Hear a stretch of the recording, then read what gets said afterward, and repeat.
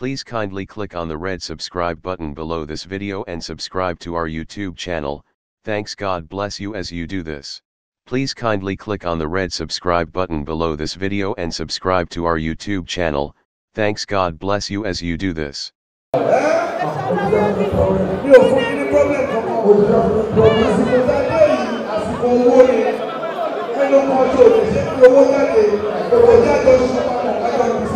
Nollywood actress Faithia Balogun has just revealed one thing most of her fans don't know.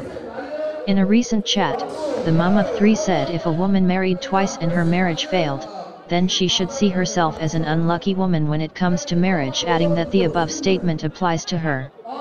She said when she was much younger she always pictured her wedding day in her mind as she had always planned for a glamorous wedding. This interview came less than a week after the actress deleted all her social media photos after removing her ex-husband's name from her Instagram.